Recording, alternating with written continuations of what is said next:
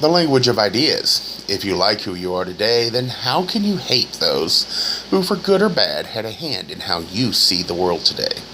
How you interpret what you see today is influenced by what you experienced in the past. Reality is the same, but how you interpret what you see is influenced by your personal experiences. One bad experience taken away could impact your views so severely who you are today will never be. Humanity's greatest flaw, to me, is the need for certainty in an uncertain world. Life on Earth is challenging. It can either make you or break you. It is never going to be paradise, so while trying to create the ideal world should be a goal, we can't forget God gave us free will, meaning each person's ideal of paradise is different based on personal experience in life.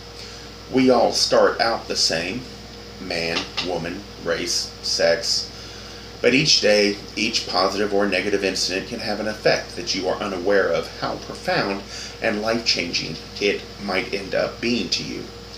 You may not even think about it, but act instinctually until someday you look back and notice over time behavior and instinctive reactions have a pattern, and once you start looking, trying to find the root, you start to find a pattern, and each moment you identify starts to have one common denominator.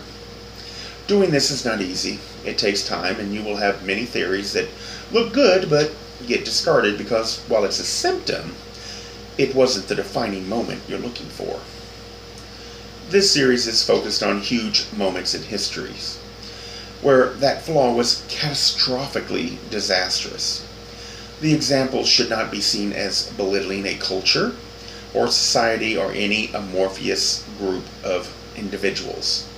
It's aimed at highlighting how this flaw is magnified in those few people of influence that lack wisdom, humility, and the adaptability.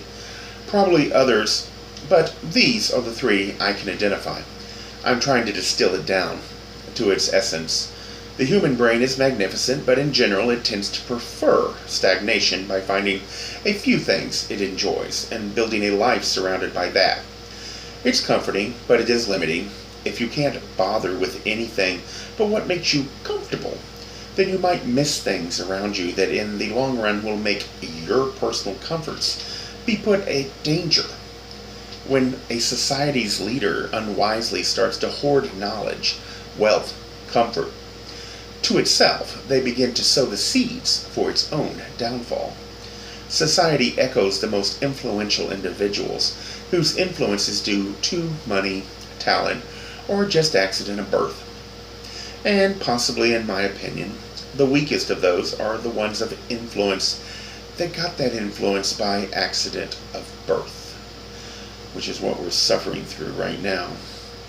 However, just because a society is led by leaders lacking wisdom, it doesn't mean the society is or the institution should be judged by its leaders. Other countries or groups having free will, huge groups of people vote for diverse reasons. That may or may not be wise reasons, or may not be in the long-term best interest of society.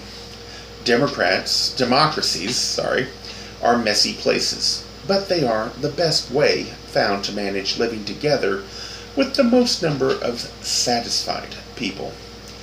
If you aim is paradise, I think it is the best path we've seen, but while the aim is paradise, it would be foolish to believe paradise on earth is ever going to be achievable. That doesn't mean we shouldn't still struggle to achieve it.